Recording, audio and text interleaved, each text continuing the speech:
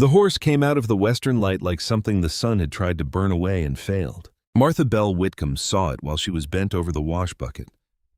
Both arms sunk nearly to the elbow in gray water, scrubbing a pair of her dead husband's work trousers that had no business still being in the house. The knees were worn thin.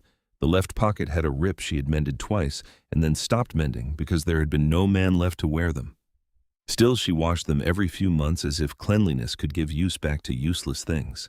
The evening had gone copper over the sandhills. Grass rolled in long, pale waves around the ranch, dry at the tips and restless under the wind.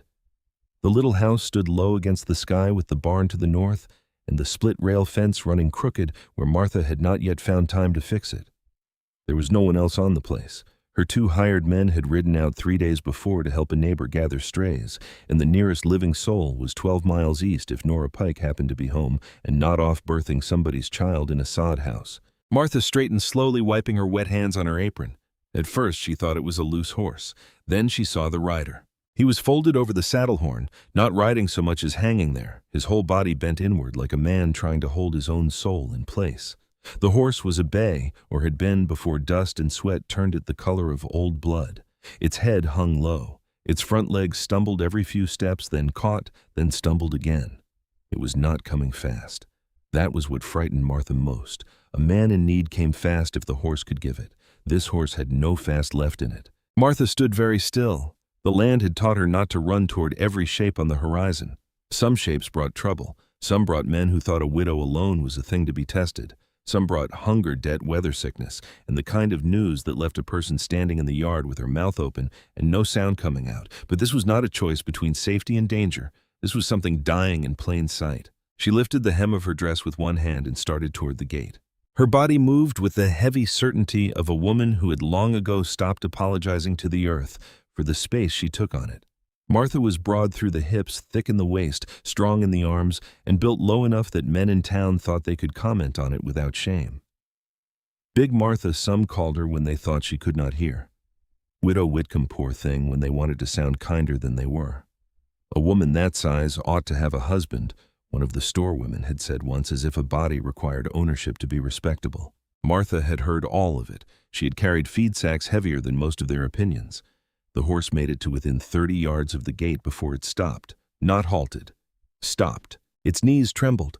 Its head dipped once, twice, and then the whole animal folded down with awful slowness, front legs first, then the back, as though the ground had reached up and pulled the strength out from under it.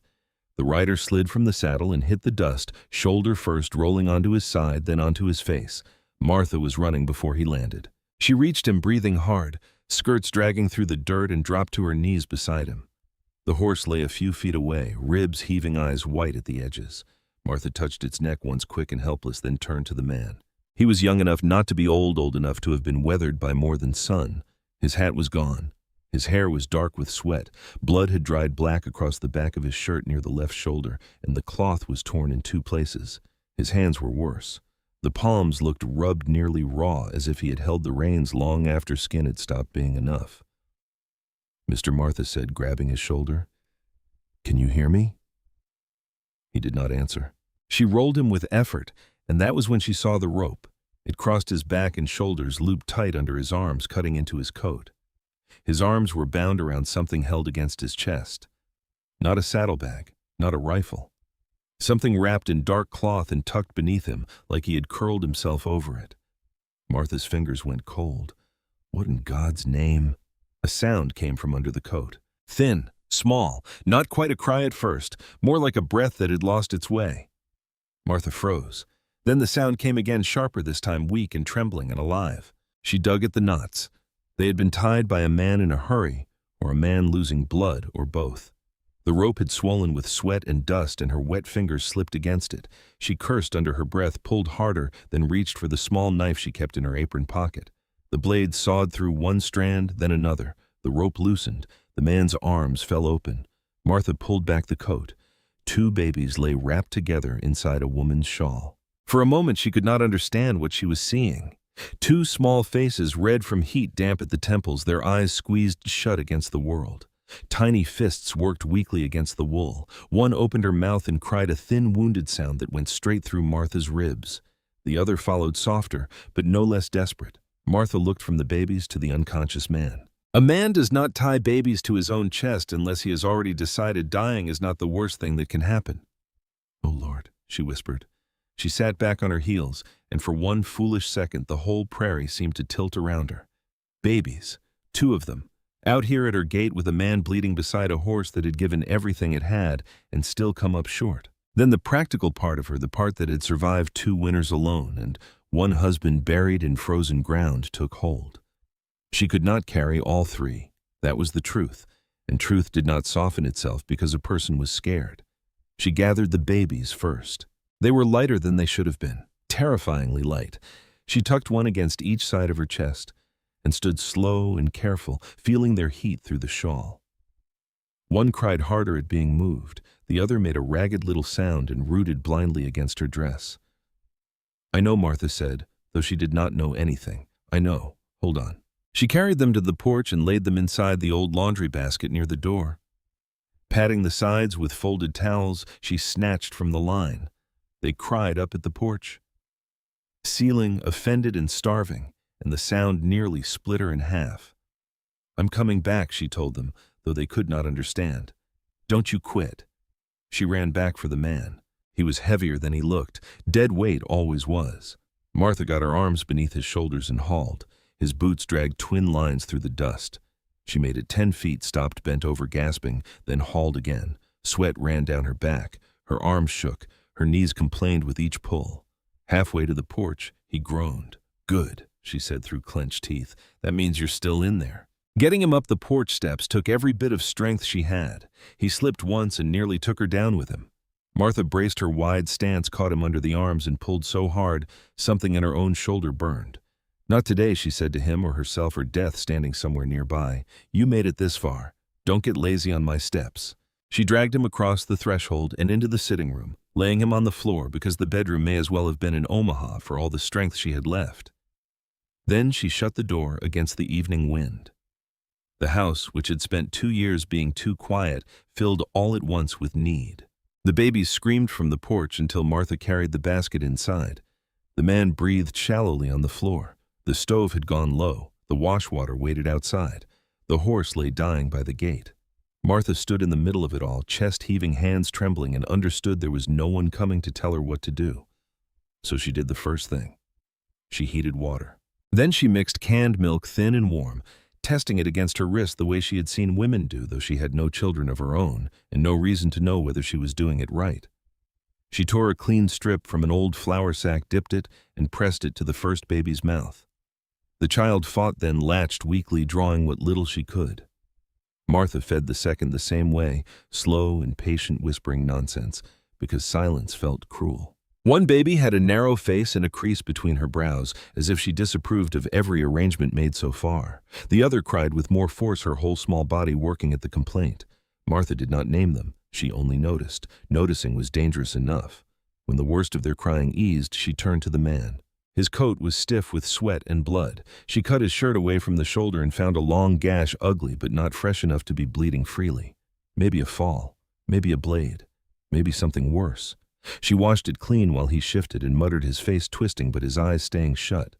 She packed the wound with cloth and bound it tight. Then she cleaned his hands, and that nearly undid her. The palms were torn raw, where the rains had burned through skin. "How far did you ride?" she murmured. He did not answer. She found a folded paper in his inner pocket, damp but readable. The name on the outside was written in a stranger's hand. Elias Rook. Martha set it on the table beside the lamp. The baby slept badly in the basket, wrapped in the yellow shawl they had arrived in. The man slept like sleep had taken him by force. Outside the bay, horse gave one final hard breath sometime after full dark. Martha heard it from the kitchen and stood still with both hands on the basin. "I'm sorry," she said softly. Near midnight, the man woke. Not peacefully. His eyes opened wide, staring at the ceiling as if he had never seen boards above him before. Then his hands moved, grasping at his own chest. Panic came over his face so fast Martha dropped the cloth she was holding. "The babies," she said quickly. "They're here. They're safe." His head turned toward the basket. Both girls were sleeping, though one still made small, unhappy sounds through her nose. The man stared at them for a long time. His throat worked. No words came at first. "You're Elias Rook?" Martha asked. His eyes shifted to her. He seemed to have to travel a long distance to find her. "Yes," he rasped. "I'm Martha Whitcomb. You fell at my gate." He closed his eyes, then opened them again. "Didn't know if I'd make it. You nearly didn't. The girls, they took some milk. Not enough, but some." His face changed then. Not relief exactly. Relief would have been too clean. This was something broken, loosening by half an inch. "Where did they come from?" Martha asked. He breathed carefully, each breath scraped thin. "Niobrara Crossing," he said. "Wagon party. 6 wagons, maybe 7, he swallowed. "Smoke first, then the bodies." Martha did not move. "I was trailing north," he said. "Saw buzzards, thought maybe an animal had gone down." His eyes went back to the basket. There was a woman in the last wagon. She'd put them under the floorboards, laid herself over the hatch. Martha felt the words settle into the room like ash. Was she alive? No. The baby slept on. "I heard one of them," Elias said. "Almost missed it. If I'd been 10 steps farther off, I would have." His jaw tightened. There were tracks, fresh. Men had come back through, looking. "So you took them?" "I couldn't leave them." "No," Martha said. "I expect you couldn't. I thought of the road, town." He shut his eyes a moment. "Too open, too easy to follow. Heard of a widow out here once?" "Whitcomb." Said she was hard but decent. Despite herself, Martha let out one dry breath that almost became a laugh. "Hard, am I?" His eyes opened faintly. "I was hoping more for decent." "You got both tonight." He looked at her as if he wanted to answer, but the strength went out of him. His gaze drifted back to the basket. "They were tied to you," Martha said. "Even after you fell. I was afraid." His voice thinned. "Afraid I'd let go. You didn't."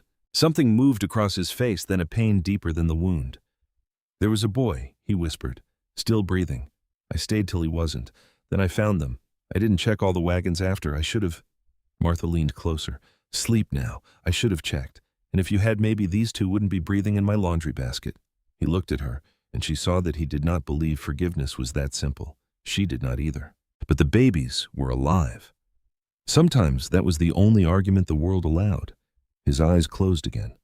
Within minutes, his breathing evened, rough but steady. Martha sat on the floor between the wounded man and the basket. The lamp burned low. The house smelled of milk, blood, wet cloth, and dust. Beyond the walls, the sandhills rolled away under the dark, empty and watchful. She looked at the twins, at the yellow shawl wrapped around them. It was a woman's shawl, hand-stitched along the edge in blue thread.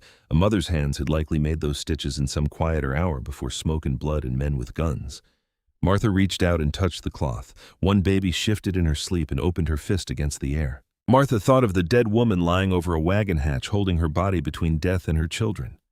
She thought of Elias riding until his horse died beneath him. She thought of how thin the line had been. A few miles, a few minutes, one wrong turn, one weaker knot. Toward morning, when the babies had fed again, and Elias had sunk deep into fevered sleep, Martha picked up his coat from where she had dropped it by the stove. It needed washing before the blood said any worse. She turned the pockets out carefully, laying aside the folded paper with his name. Her fingers caught on something inside the lining. She frowned. There was a seam near the inner breast pocket cut open and stitched back poorly, as if someone had hidden a thing in haste and meant for it to be found only if the coat survived its owner. Martha worked the thread loose with the tip of her knife. A small packet slid into her palm. Oilcloth, folded tight, tied with a bit of blue thread that matched the edge of the baby's shawl. Martha stood very still in the gray light before dawn, holding it. From the basket came a thin, waking cry. From the floor, Elias whispered something she could not make out, and outside, somewhere past the dead horse and the broken fence and the long, empty roll of the sandhills, the first morning wind moved over the grass like it was carrying news. The packet lay in Martha's palm like a thing that had no weight and too much weight at the same time. For a while she did not untie it. The gray before dawn had filled the kitchen, softening the corners of the room and making everything look older than it was. Elias Rook lay on the sitting room floor, his breathing rough but steadier than it had been in the night.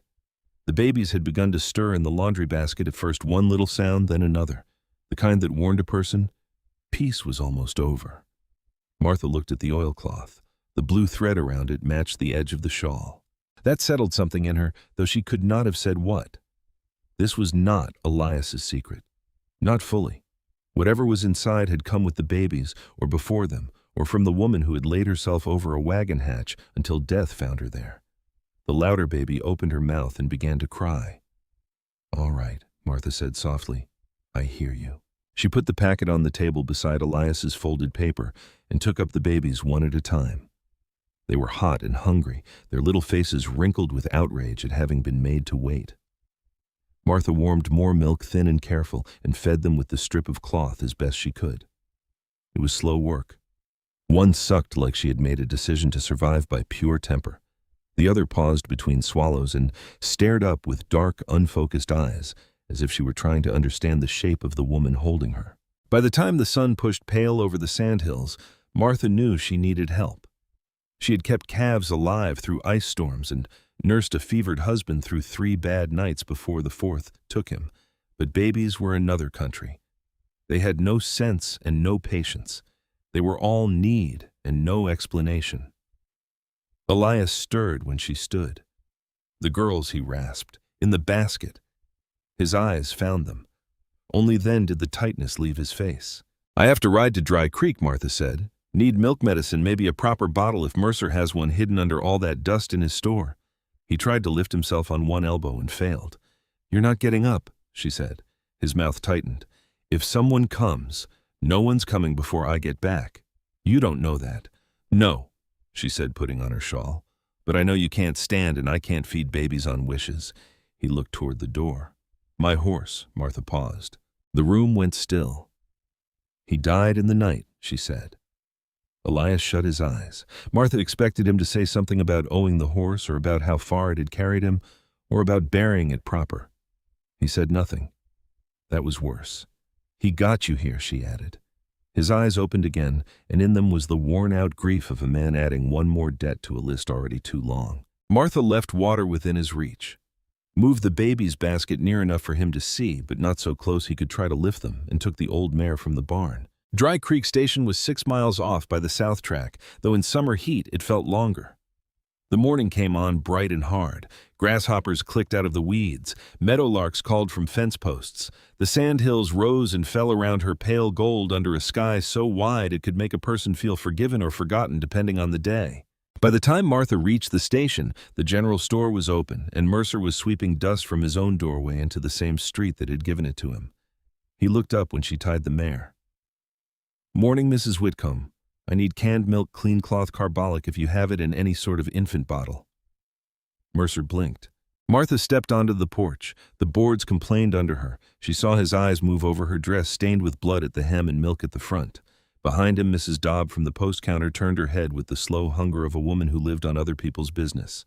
"Infant bottle," Mercer asked. "That's what I said. You got kin visiting, no?" The word landed flat enough that he stopped smiling. He found the canned milk. He found clean cloth. The carbolic took longer because he insisted it had been moved by someone else, though no one else ever touched anything in that store. The bottle, when he finally produced it from a crate behind flour sacks, was dusty, but unbroken, with a soft rubber teat wrapped in paper. "That'll cost more," he said. "I expect it will." Mrs. Dobb leaned forward. "You caring for somebody's child, Martha?" Martha took the bottle from Mercer and looked at the woman. "I'm buying supplies. That ain't an answer. It is the one you're getting." Mrs. Dobb's mouth thinned. Mercer suddenly became interested in adding numbers on a scrap of paper. Martha paid, packed the goods into her saddlebag, and left with every eye in Dry Creek Station, following the width of her back. On the ride home, she turned east before her own track and went to Nora Pike's cabin. Nora opened the door with a shotgun in one hand and a biscuit in the other. "You look like trouble got tired and sat down on you," Nora said. "I need help." Nora studied her for half a breath. Then she stepped back inside, set the shotgun by the door, and began gathering things. "That all you're asking?" "For now." "Babies." Martha stared at her. Nora Pike snorted. "You got milk stains down your dress and fear up to your hairline. I was a midwife before your husband ever thought to court you." "How many, too?" Nora stopped with a bundle of cloth in her arms. "Well," she said, "that is more than one." She packed goat milk, dried herbs, a small tin of salve, and a folded flannel blanket. Then she tied on her bonnet and came without another question. The babies were screaming when they reached the ranch. Elias was on his side, pale with the effort of having dragged himself closer to the basket. He had not touched them. Maybe he had not been able to. Maybe he had known better. Nora took in the room with one sweep of her sharp eyes. "Lord preserve us from men with noble ideas," she said, and went straight to the basket. She washed her hands, checked the babies' mouths, bellies, limbs, and soft heads. She handled them firmly enough that Martha almost objected, then saw how the babies quieted under the confidence of someone who knew what she was doing. "This one's got more fight," Nora said, lifting the louder baby. "This one thinks about things." She nodded toward the quiet one. "That can be worse. I've been calling them Anna and Maggie." Martha admitted before she meant to. Nora looked at her.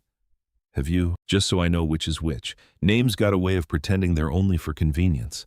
Martha did not answer. They fed the girls properly for the first time, with Nora showing Martha how to hold the bottle, how to pause, how to lift each child against her shoulder and wait for the small, stubborn burp that meant the milk might stay where it belonged. Elias watched from the floor, eyes dark and fever-bright. When the babies slept, Nora turned to him. "You the fool who rode in with them tied to you?" "Yes, ma'am. At least you're a useful fool." His mouth moved slightly, not quite a smile. Martha brought the oilcloth packet from the kitchen table. The sight of it changed the air in the room. Elias pushed himself higher against the wall despite the pain it cost him. "Where did that come from?" he asked. "Your coat lining." "I didn't know. I figured." Nora stood beside Martha, arms folded. "Open it." Martha sat at the table. Her fingers felt too large for the small knot, but the blue thread came loose at last. Inside the oilcloth was a folded letter, the paper worn at one corner and marked faintly with a thumbprint that might have been dirt or blood. The handwriting was small and careful. Martha read the first line and had to stop. "To whoever finds my daughters." Nora's face changed. Elias went still. Martha began again, this time aloud. The woman's name was Sarah Callahan. Her husband Patrick was dead by the time she wrote, or near enough that hope had become another cruelty. Their wagon party had been attacked near the Niobrara crossing by men she described as cattle traders only in daylight. She wrote of 6 riders, maybe 7. One horse bore a double-slash brand burned high on the left hip. Another had a white ear. She wrote that the men had circled once already, and she believed they would come again before dark. She had hidden her daughters under the wagon floor. Their names were Anna Rose and Maggie June. Martha's eyes moved to the basket. Anna, Maggie. Her throat tightened so suddenly she had to swallow before reading on. Sarah did not write grand wishes. She did not ask for revenge, though she had earned the right. She did not ask for money, blood, or monuments. She asked that the girls be kept together if possible. She asked that they be fed. She asked that someone tell them their mother and father had loved them. She asked if it was not too much to ask of a hard world that someone be kind. Martha lowered the paper. For a long moment, there was only the sound of the baby's breathing, and Elias fighting his own. Nora turned toward the window, but not before Martha saw her eyes shine. "She did not ask the world to be fair," Martha said quietly. "She only asked it to be kind." The words stayed in the room after she spoke them. Elias covered his face with one torn hand. "I left her there," he said. "You carried what she hid," Nora answered, and her voice had lost all its sharpness. "That is not leaving her." By afternoon, Sheriff Amos Reed came out from Dry Creek with dust on his boots and caution in every line of his face. He was a broad man in his 50s, slow-moving, not because he was dull, but because he had learned haste made fools of men wearing badges. He read Sarah Callahan's letter twice at Martha's kitchen table. When he reached the part about the double-slash brand, his thumb stopped moving along the paper. "You know it?" Martha asked. "I know of it. That is not an answer. It is the safe part of one." Amos looked at Elias. "There's a man named Rufus Cade running cattle north of the Niobrara. Trades legal when watched, does other things when not." Elias's jaw tightened. "He leave witnesses?" "Not often." Nora, sitting with Maggie against her shoulder, said, "These two are witnesses whether they can talk or not." Amos looked at the babies. His face became older. "There's more," he said. "I brought Tate Iron Elk. He's outside looking at your horse." "My horse is dead," Elias said. "He's looking anyway." Tate Iron. Elk came in a few minutes later without knocking, though he paused at the threshold until Martha nodded. He was middle-aged, with black hair tied back and a face made calm by long practice. Martha had seen him twice before trading horses with her husband years ago, and once after when he brought back a stray mare because he said the mare had more sense than most men and knew where she belonged. He looked at Martha now with recognition but no surprise. "Mrs. Whitcomb, Tate." His eyes moved to Elias, then to the basket. That horse ran past what a horse should, Tate said. Not on fear, on being asked by a man who had already spent the asking. Elias looked down. Tate crossed to the table. Amos handed him Sarah's letter and pointed to the description of the tracks and horses. Tate read slowly. When he finished, he set the paper down with care. The crossing she writes of is bad ground, he said. Easy to watch, easy to trap. Men who know cattle would know that. Men who know killing would know it better. Can you find where they went? Amos asked. Maybe. Rain has not come. Wind has. Wind lies, but not about everything. Martha watched him, then looked at the twins. Will they come here? Tate did not answer quickly. She respected that. If they learn he lived, he said, nodding toward Elias, yes. If they learn the babies lived, maybe faster. A man who kills a wagon party wants the story buried with the wagons. The room seemed to shrink around the basket. Amos folded Sarah's letter back into the oilcloth. I'll send word east about the Callahans. There may be family. Until then, I'll file this proper. The girls remain here if you agree. Martha looked at him. If I agree, they need care. You're giving it. That's simple, no, Amos said, but simple is not required for true. By sundown, the sheriff had gone, taking a copy of the letter's descriptions, but leaving the original with Martha until he could file it safely. Tate rode north to look at old tracks before dark. Nora stayed. Martha moved the laundry basket away from the front window. Elias saw her do it. Neither of them spoke. Anna slept with one fist pressed against her cheek. Maggie made small angry sounds in her dreams. The yellow shawl lay tucked around them, blue stitching catching the low lamplight. Outside, the sandhills rolled dark beneath a sky full of hard stars. Somewhere beyond that darkness lay the Niobrara crossing a burned wagon, a mother named Sarah Callahan, and men who had meant to leave nothing alive behind them. Martha stood over the babies, with her hands still smelling of milk and blood. She had thought kindness was a soft thing, once something women offered in clean rooms with warm bread and proper words. Now she knew better. Kindness could be a loaded rifle near the door. It could be a basket moved away from glass. It could be a fat widow standing between two sleeping children and a whole dark prairie full of men who might come looking. Behind her, Elias whispered Martha. She turned. His face was pale, but his eyes were clear. If they come, he said, they'll come because of me. No, Martha said. They'll come because of what they did. He looked toward the basket. She followed his gaze. The babies slept on too young to know that the world had already tried to take them and failed. Martha reached for the lamp and turned it low.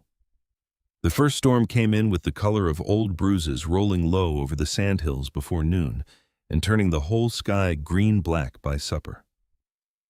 Martha saw it while standing at the kitchen window with Maggie June pressed against her shoulder and Anna Rose asleep in the laundry basket near the stove.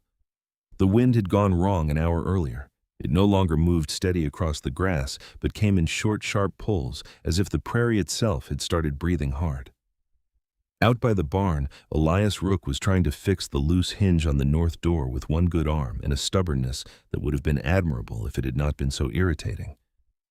He is going to tear that shoulder open, Nora Pike said from the table where she was cutting clean cloth into strips with the grim care of a woman preparing for the worst and expecting to be proved right.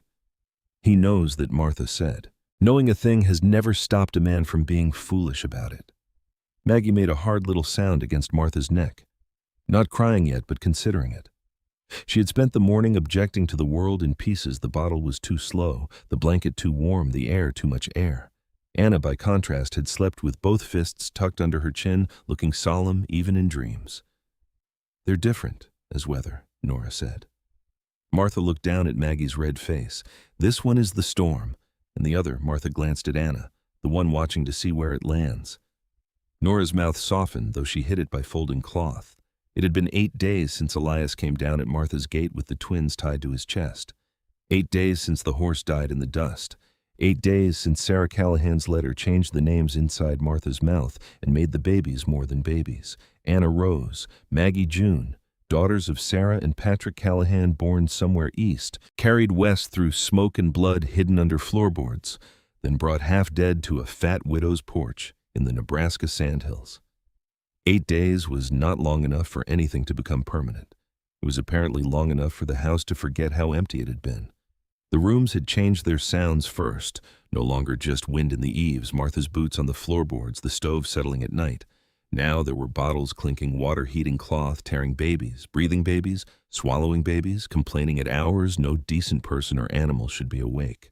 Elias coughing in the sitting room, Nora's dry voice saying things like, "Don't hold her like a sack of flour, Martha, or if that man tries to stand again, put a skillet near his head and call it medicine." Elias did stand again. By the 4th day he had made it to a chair. By the 5th, he had limped to the porch. By the 6th, Martha found him into the yard, studying the east fence, as if a crooked post had personally insulted him. "You touch that fence and I will knock you flat," she had told him. He had looked at her, pale and steady. "I was only looking. You were measuring. That is a kind of looking. Not in my yard." He had almost smiled. Almost. The almost was worse than the smile would have been. Martha did not like noticing things about him. She noticed anyway. He favored his left shoulder. He held coffee with both hands even when the cup was empty. He spoke to Maggie in a low voice that somehow made the child pause her fury long enough to listen. He never looked at Martha the way people in town did, as if her body arrived before she did and needed judgment before greeting. He looked at what she carried. That unsettled her more than cruelty ever had. A hard gust hit the house, rattling the window. Anna startled in the basket and opened her eyes dark and grave, offended by the interruption but not yet prepared to make a public statement. Martha shifted Maggie higher. "That storm is coming fast." Nora stood and looked out. "Where's Rook Barn? With a wound in his shoulder and clouds like that overhead." Nora sighed. "I hope the Lord made men for some good reason, because he did not make them for sense." Martha handed Maggie to her and stepped out onto the porch. The air had gone cold under the heat the way it did before weather turned mean. Grass flattened in silver waves. The barn door banged once loud enough to make Martha flinch. Elias stood beneath it, one hand braced against the wood, trying to pull the hinge strap into place before the wind took the door clean off. "Leave it," Martha shouted. He either did not hear or chose not to. That made the same difference. Martha went down the steps and crossed the yard skirts, whipping around her legs. The first drops of rain struck hard and wide, darkening the dust in fat spots. By the time she reached the barn, Elias had gotten one nail half driven and was reaching for another. "You deaf?" she snapped. "No. Then you're worse than deaf. The door goes the animal's bolt, and if your shoulder opens, then you can tell me I was wrong while you sew me up. I will tell you before, during, and after." He handed her the hammer. That stopped her. "I can hold it in place," he said. "You can drive straighter than I can with one arm." Martha stared at him through the rising wind. Then she took the hammer. "Move your hand." He did. She drove the first nail, then the second. Her thick arm came down hard and sure. The hinge bit into the wood. Elias held the door steady with his good side jaw tight, rain starting to run down his face. The wind shoved once, and Martha planted her feet wide in the mud, refusing to give ground to weather or wood or any other thing that thought she might be easy to move. By the time they got the door secured, the sky had opened. They ran back to the house, bent against the rain. Elias stumbled on the bottom porch step. Martha caught his arm without thinking. For 1 second his weight came against her, solid and warm and too close. He looked at her hand on him. She let go first. Inside, Maggie was screaming. Anna had joined her out of either fear or sisterly obligation.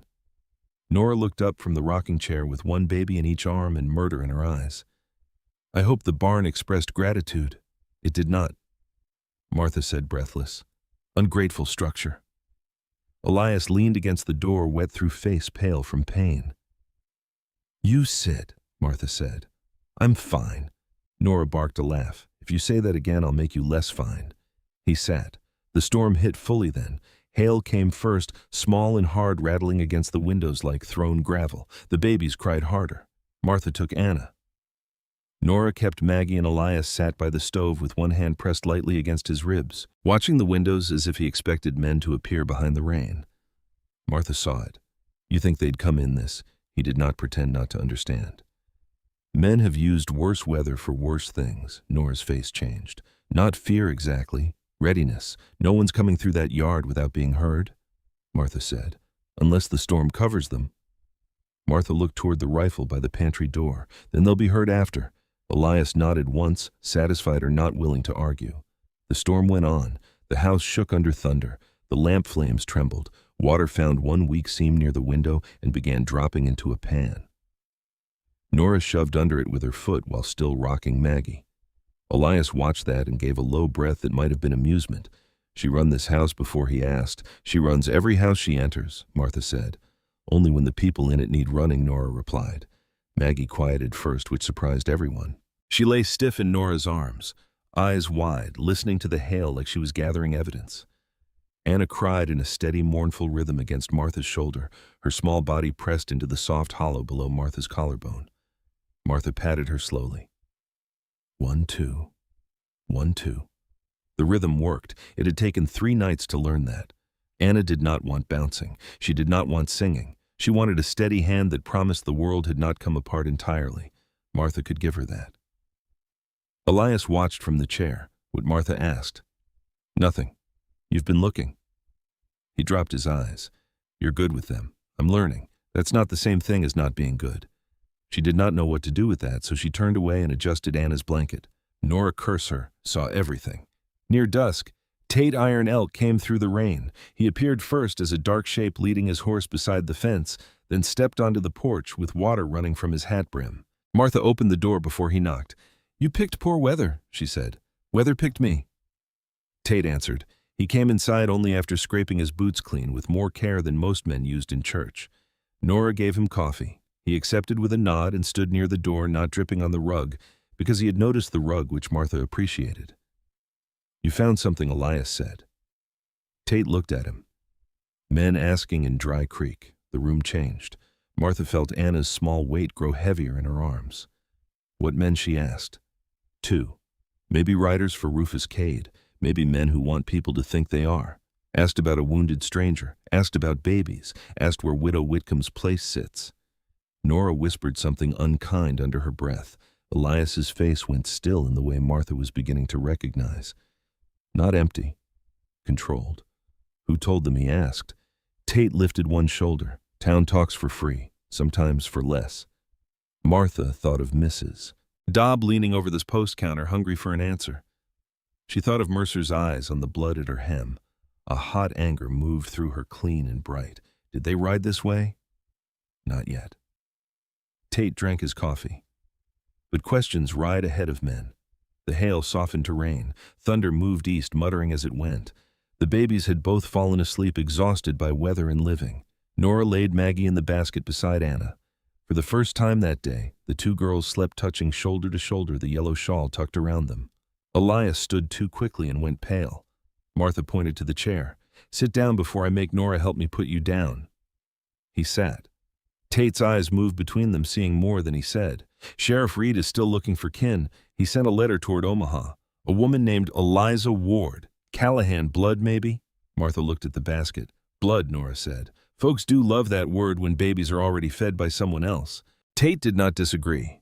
After he left, the storm thinned into a steady rain. Nora went to the back room with a blanket, claiming she was only resting her eyes, and then falling asleep immediately. The babies slept in the basket near the stove. The house became quiet except for dripping water, low fire, and Elias's uneven breathing. Martha sat across from him at the kitchen table with 2 cups of coffee between them. You should tell Sheriff Amos everything she said. I did. No. He looked at her. You told him the useful parts, not all of it. His hand tightened around the cup. How would you know? Because you stop breathing every time the boy comes up. For a long moment he said nothing. The rain filled the silence. He was tied to a wheel, Elias said finally. 16 maybe. Couldn't talk. I cut him loose. He looked at me like I was late. He swallowed. I was late. Martha did not interrupt. I stayed till he died. Took near 3 hours. I kept thinking I should search the rest, but he had hold of my sleeve. Elias looked down at his bandaged hands. After he was gone, I found Sarah, then the girls. Then I heard a horse north of the crossing. Maybe nothing. Maybe them. I took the babies and rode. You think someone else was alive. I think I didn't look hard enough to know. The rain tapped the roof, slow now, tired. Martha looked at him, this man who had arrived half dead with 2 children tied to his chest, and saw that he had carried more than the babies. He had carried every person he could not lift. You stayed with a dying boy, she said. You found 2 babies. You rode until your horse dropped under you. What exactly would more look like? His mouth opened, then closed. I don't know, he said. Then maybe that is what enough feels like when a man refuses to recognize it. He looked at her for a long time. Martha turned her cup in both hands. A home is not built when people arrive. It is built when they stay after they are no longer required to. The words came out before she had measured them. Once spoken, they sat between them plain as bread on a table. Elias looked toward the sleeping babies. "I don't know if I'm staying." "I didn't say you did." "No," he said quietly. "I suppose you didn't." But neither of them believed her. The next morning smelled washed clean. The storm had passed east and left the sandhills shining under a pale blue sky. Fence posts leaned where the ground had softened. The barn still stood. The world inconsiderate, as ever, had continued. Elias was asleep in the chair when the supply boy rode up, mud splashed to his knees, carrying a letter sealed in careful wax. Martha met him at the porch. "Sheriff said it came fast," the boy said, proud of being entrusted with importance. "From Omaha way." Martha paid him with a biscuit Nora had made and watched him ride off. The letter was addressed to Sheriff Amos Reed, then marked beneath in another hand concerning the Callahan infants. Martha did not open it at first. She stood in the yard with the paper in her hand while the wet grass flashed in the morning light and the babies began waking inside. Then she broke the seal. The woman's name was Eliza Callahan Ward. She wrote that she had received notice of her brother Patrick's death and the survival of his daughters. She wrote that she was grateful for the temporary care provided. She wrote that she would come at once to collect her nieces and bring them east where they might be raised in proper circumstances. Proper. The words sat there like a hand laid cold against Martha's chest. Inside the house, Maggie began to cry. Anna followed a moment later, quieter but no less certain that someone should come. Martha folded the letter once, then again. Through the window, she saw Elias wake in the chair and turn first toward the basket, as he always did now. The house had learned to breathe with all of them in it, and someone was coming to decide whether that mattered. The carriage came up the south road in a long brown cloud of dust, and Martha knew before it reached the gate that the woman inside had already judged the house. It was not a hard thing to judge from a distance. The ranch sat low against the sandhills, weathered gray at the edges, with one side of the barn darker where the storm had soaked it, and the porch rail still crooked from last winter's freeze.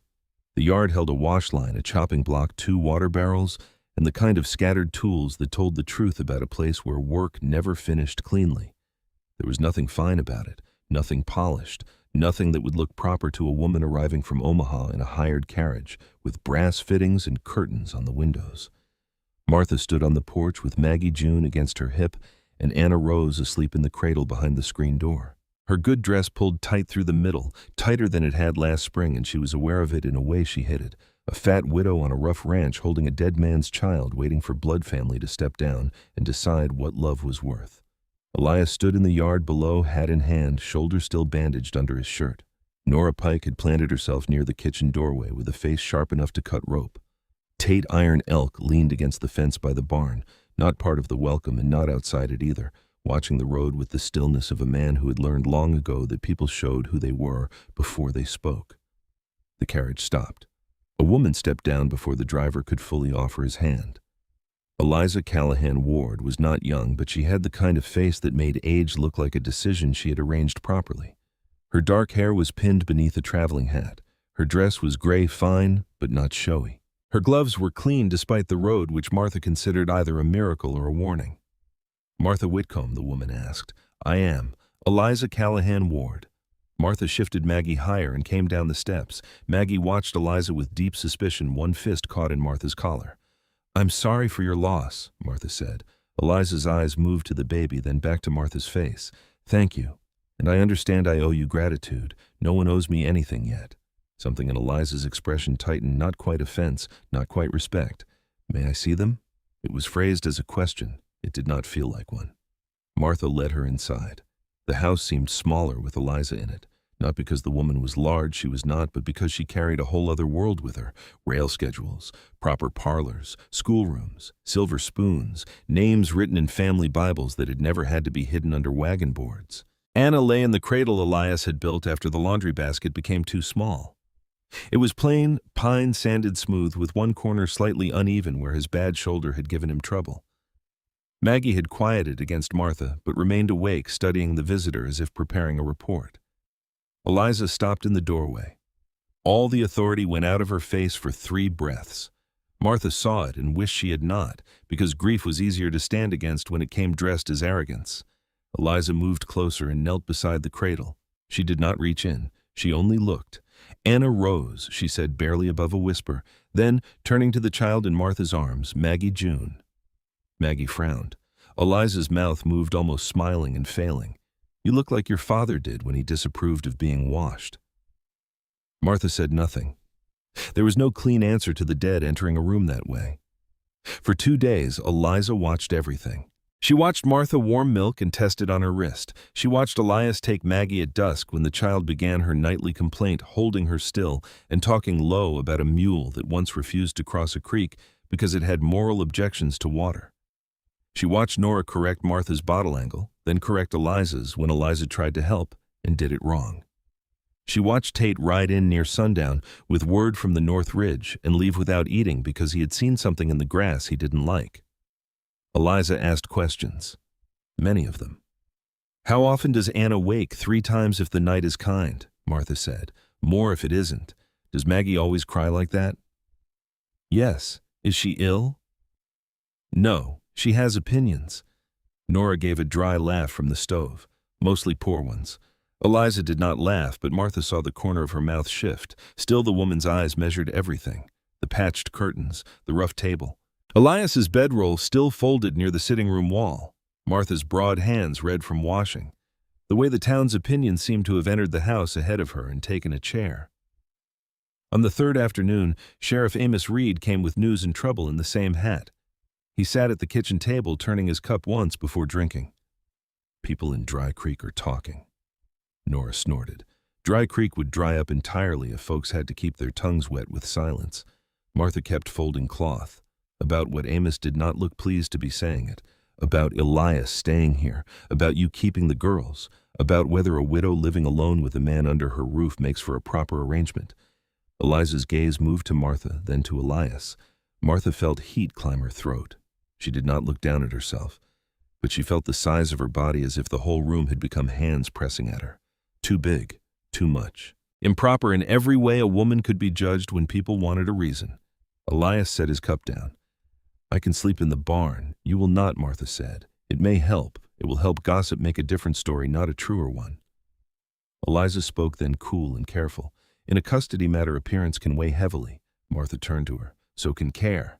Yes, Eliza said, but courts often understand appearances before they understand care. That was worse because it was true. Martha looked toward the cradle. Anna slept with her hand open beside her cheek. Maggie was awake, chewing on the edge of the blanket with the stubborn concentration of a person committed to poor judgment.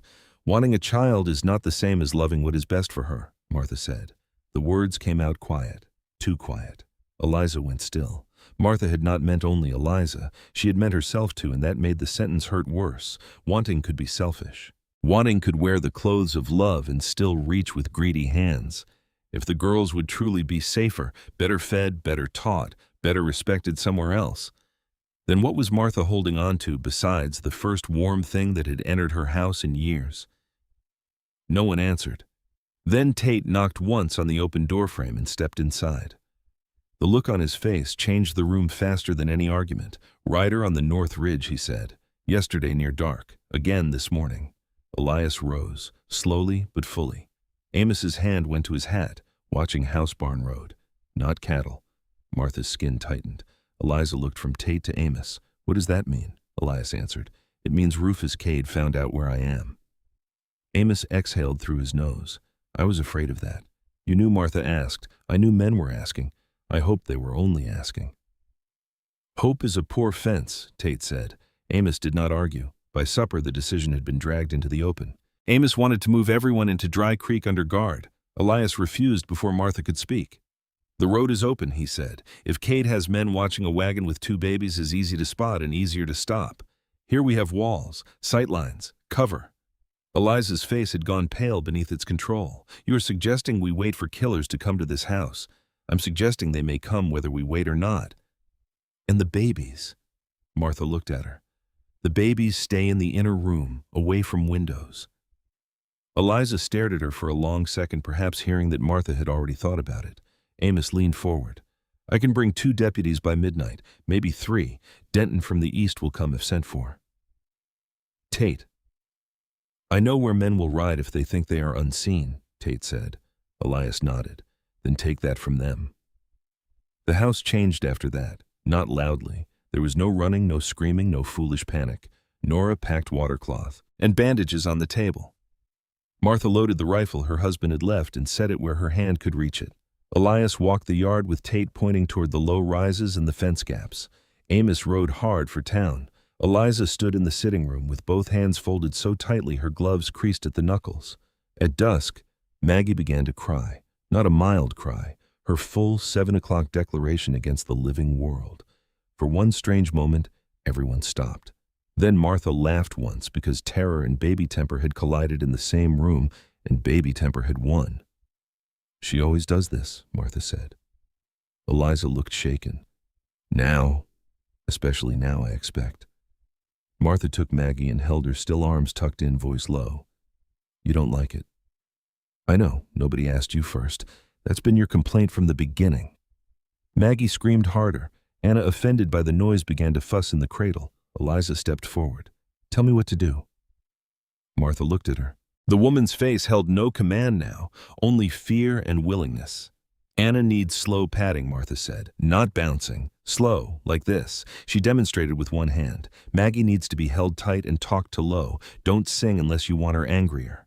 Eliza nodded as if receiving instructions for surgery. Later, when the babies slept in the inner room, Eliza stayed beside them in the chair. Nora sat near the door with a shotgun across her knees and said she hoped any man foolish enough to enter would do so politely so she could shoot him with a clear conscience.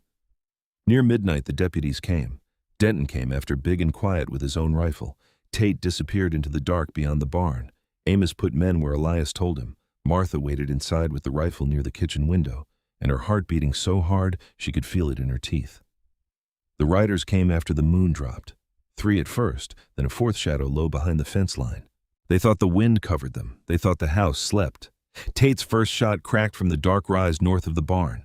A horse screamed. Men shouted. Amos's deputies fired from the west fence. One rider went down before reaching the yard. Another turned and found Denton waiting.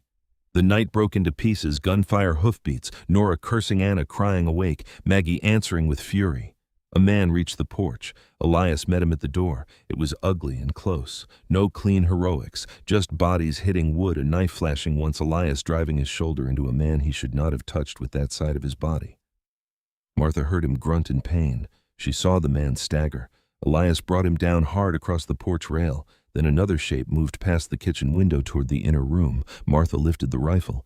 For a breath she saw only darkness in a hat brim and the pale blur of a hand on the sill. She fired. The man dropped out of sight with a cry. The silence after was not silence. It was ringing ears, babies, screaming, men shouting names, horses running riderless into the grass. Martha stood with smoke burning her nose and the rifle still against her shoulder. Then Elias was in the doorway, one arm wrapped around his ribs, face gray. "How bad?" she asked. "Not the worst kind. That is not an answer." "No." Amos came in behind him, dusty and grim but alive. "We have one breathing on the porch and one by the window. The porch man is already deciding he prefers talking to hanging." Eliza appeared in the hallway with Maggie in her arms. The baby was pressed tight against her, still crying, but softer now. Eliza was speaking low, not singing, just talking the way Martha had taught her. Anna quieted under Nora's slow hand. Martha looked at Eliza and Eliza looked back. Something had shifted, not finished, not settled, but shifted. By dawn, Amos had the captured man tied and talking. Rufus Cade had not come himself. He had sent men from a camp 12 miles north, thinking surprise would do what law had not. Tate stood in the yard looking toward the pale line of morning. "He will run now," Amos said. Tate shook his head. "Not far." Amos mounted with 2 deputies and Tate beside him. Elias tried to stand from the porch chair. Martha put one hand on his good shoulder. "No, I can ride. You can breathe if you sit still. Try that first." He looked as if he wanted to argue, then the pain made its own case and he stayed. The riders left north through the wet dawn grass. Inside, Maggie slept at last in Eliza's arms. The fine gray dress was wrinkled, milk-stained, and marked with one small fist print in soot. Eliza looked down at the child for a long time. "She knows your voice," Eliza said. Martha, standing by the stove with blood on her sleeve and smoke in her hair, did not answer. "She knows his too," Eliza added, glancing toward Elias. "And Nora's hands, even Mr. Iron Elk's step outside the door, I think. She knows who stays," Martha said. Eliza closed her eyes for a moment. When she opened them, she no longer looked like a woman preparing to collect what belonged to her. She looked like a woman beginning to understand that belonging was a more dangerous word than blood. By mid-morning, Sheriff Amos Reed came back with Rufus Cade in irons. Martha saw them first from the kitchen window because she had not stopped looking north since dawn. She stood with Anna Rose against her chest, the baby's warm cheek tucked into the soft place below her collarbone, and watched 4 riders come over the rise where the grass still lay bent from the night's trouble. Tate Iron Elk rode on the left, straight-backed and silent. One deputy rode behind with a bandage around his forearm. Amos rode in front, hat low, shoulders settled in the way of a man who had finished a thing he did not enjoy doing, but had meant to do right. Behind him, bound at the wrists, rode Rufus Cade. He was not as large as Martha had imagined. That surprised her. Evil in the mind often grows taller than a man. Cade sat narrow in the saddle, dusty dark-haired with a beard cut close and eyes that moved without resting. He looked at the house as they drew near, then at the porch rail where blood still marked the wood from the man Elias had taken down. His mouth twitched, not quite a smile. Martha felt Anna stir. "No," she whispered, though the child had not asked anything. Elias was in the chair near the stove, one arm braced against his wrapped ribs, pale from pain and furious about needing the chair. Nora Pike had tied the bandage so tight he claimed she was trying to fold him in half. "If I wanted you folded," Nora had told him, "you'd be in the cupboard already." Eliza Callahan.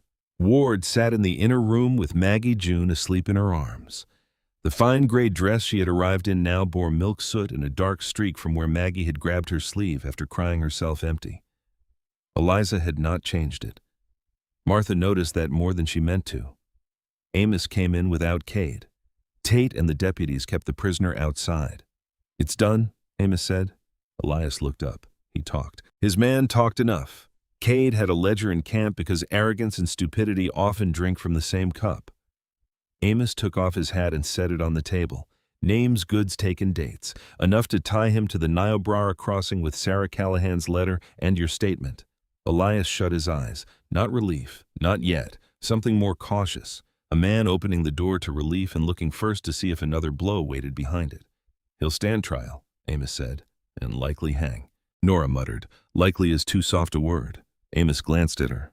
"The law likes its own pace. The law was not in this kitchen last night." "No," he said. "It was not." Martha looked out the window again. Tate sat his horse near the gate, watching Cade with no visible expression. The outlaw had turned his head toward the house. For one moment his gaze met Martha's through the glass. She had expected to feel fear. Instead, she felt a cold, hard disgust. This was the man who had left Sarah Callahan to write her last words under smoke. This was the man who had made Elias ride through blood and heat with 2 babies tied to his chest. This was the man who thought lives could be erased if no witness survived to name them. Anna made a small sound against Martha. Martha turned from the window. "Take him away," she said. Amos nodded as if that had been the order he had come to receive. When the riders left, the ranch did not become peaceful, not immediately. Peace was not a door that opened all at once. It came in pieces. The absence of hoofbeats, the stove settling, Maggie's breathing softening in Eliza's arms, Elias letting his head rest back against the chair because he thought no one was looking. Martha saw. She always saw more than people thought she did. By afternoon, the house smelled of coffee carbolic, warm milk, and wood smoke. Nora went from room to room, putting things back where they belonged with the grim expression of a woman personally offended by disorder. The rifle returned to its place near the pantry door. The broken chair from the sitting room was moved to the porch for later repair. Blood was scrubbed from the floorboards, though one mark remained in the crack by the threshold and would likely be there until the wood itself gave out. Eliza came into the kitchen after laying Maggie beside Anna in the cradle. For a moment, she stood near the table without speaking. She looked tired in a way fine clothes could not hide. "Martha," she said. Martha turned from the stove. Elias lifted his head but said nothing. Nora, with unusual mercy, took the empty basin and went outside. Eliza folded her hands. The gloves were gone now. Her fingers looked older without them. "I came here with a plan," she said. "I have lived most of my life by making plans and expecting the world to respect them, if they were sensible enough." "The world does not seem overly respectful," Martha said. "No, I'm learning that." Elias watched her carefully. "I thought I would find 2 orphaned infants being kept alive by a kind woman in difficult circumstances," Eliza continued. "I thought I would be grateful, make arrangements, and take them east. I thought money, schooling, family name, and a proper house would answer every question worth asking. Martha's hands tightened around the dish towel. And now Elias asked quietly. Eliza looked towards the cradle. Now I have watched Anna turn her head when Martha speaks. I have watched Maggie fight sleep until your voice lowers, Mr. Rook, and then surrender as if she resents trusting you but does it anyway. I have watched Mrs. Pike care for them like scolding is a form of prayer. I have watched Tate Iron Elk ride through rain and darkness for children not of his blood because he knew where danger would put its feet. Her voice changed, not breaking but coming close enough that Martha held very still. I have watched a house become theirs. Martha did not breathe for a moment. Eliza looked at her then directly. What do you want? It would have been easier to lie, easier to say she wanted only what was best as if wanting had no shape of its own, but the night had burned certain cowardices out of her. I want to adopt them, Martha said. The room seemed to take the words and hold them. I know you have blood claim, she went on. I know you can offer things I cannot. I know what people say about me. I know what I look like to a court, to a town, to women who think a proper mother ought to be smaller, neater married before she is useful and quiet before she is good. Elias shifted, pain crossing his face.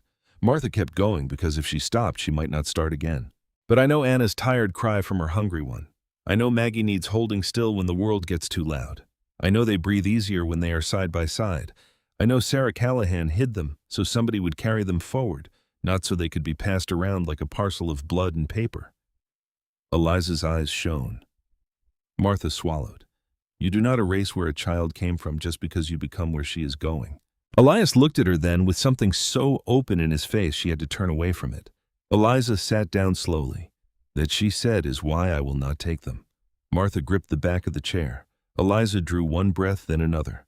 I will relinquish my claim, formally legally with Amos Reed as witness and with my attorney in Omaha informed. I ask only that I not be made a stranger to them. No, Martha said too quickly. Never that. Eliza's composure trembled. They will know you, Martha said. They will know Patrick and Sarah. They will know the Callahan name. If I have any say in it, they will know all of it in pieces they can carry. Eliza nodded once briskly as if softness might undo her if allowed too much room. Good, she said. Then we are agreed. From the chair, Elias said Martha. She looked at him. His face had gone pale again, but his eyes were clear. I want to stay, he said. The words were simple. They did not sound simple. You are hurt, she said. I was hurt before I knew you. That has little bearing on the matter. Eliza looked down at her folded hands with the faintest possible expression of satisfaction, as if a slow man had finally arrived where any reasonable woman had been waiting. Elias drew a careful breath. I do not mean as a hand, or as a man paying a debt. I mean, I want to stay where the girls are, where you are. I love them. I love this house. I love the way you stand between what needs protecting and whatever is coming for it. Martha's throat closed. And I love you, he said. No one moved. The stove ticked. Outside, a horse stamped near the trough. Somewhere in the inner room, Maggie made a small complaining sound in her sleep, as if objecting to the timing of adult tenderness. Martha looked at this man who had arrived half dead and had somehow become part of every sound the house made. She thought of all the years she had made herself smaller inside because the world said her body was too much outside. She thought of how he had never asked her to be less, only trusted her to hold more. There's room, she said. His breath left him slowly. There has been room, she added. He reached for her hand and she gave it. Nora opened the back door at that exact moment, took one look at them and said, about time, then went back outside. They married in October when the grass had gone gold and the morning air carried the first clean warning of winter. It was not a large wedding. Martha had no patience for one, Elias had no talent for one, and the girls were too young to object in any language recognized by law. Though Maggie made several efforts. Amos stood witness. Nora brought bread and a pie she claimed was not her best, which meant it was excellent. Tate Iron Elk came with a small cottonwood charm carved smooth and plain, meant to hang near the cradle. Good wood, he said. Good hands. Martha understood this blessing in it and thanked him properly. Eliza sent a quilt from Omaha and came herself before Christmas because letters were apparently insufficient for telling people how often they were doing things wrong. The adoption took longer, as lawful things like to do. Sarah Callahan's letter was entered. Elias gave testimony. Amos wrote statements in his slow, careful hand. Eliza signed away her claim with the same firm script she used for everything else. In spring, when Green came back to the low places first and then climbed the hills, the papers were finished. Anna Rose Callahan Rook, Maggie June Callahan Rook. Martha had insisted on Callahan. Elias had agreed before she finished saying it. Years later, when Anna was old enough to sit on the porch rail and ask questions that went straight through a person, she asked Elias whether she and Maggie had been born in the house. No, he told her. Martha stood just inside the kitchen doorway, listening. You were born farther east, Elias said. Your first mother and father were traveling west. They loved you. They died before they could finish the journey. Anna considered this with her grave, patient eyes. Did they lose us? No, Elias said. Your mother made sure you were found. Who found us? I did. Anna thought about that. And Mama. She opened the gate. That answer seemed to satisfy her more than any longer one could have. She climbed down, went to where Maggie was arguing with a beetle in the dirt, and left Elias sitting with the weight of what had been said and what had been spared. That evening, Martha sat beside him on the porch while the girls slept inside. Not in a cradle anymore, but in the bed Elias had built when the cradle became too small. The sandhills rolled gold under the setting sun. Nora's pie tin sat empty on the table inside. A letter from Eliza lay folded by the lamp full of advice measurements requested and love disguised as instruction. Tate's cottonwood charm hung near the girl's bed, turning slightly whenever the wind found its way through the house. Martha breathed in the dry grass smell of evening. She thought of a horse coming from the west, a man tied around two babies, a letter wrapped in oilcloth, a dead mother asking only for kindness, a house judged rough and found sufficient, a name carried forward because the dead deserved more than silence. The world had not been fair, but under this roof, as best as the living could manage, it had been kind.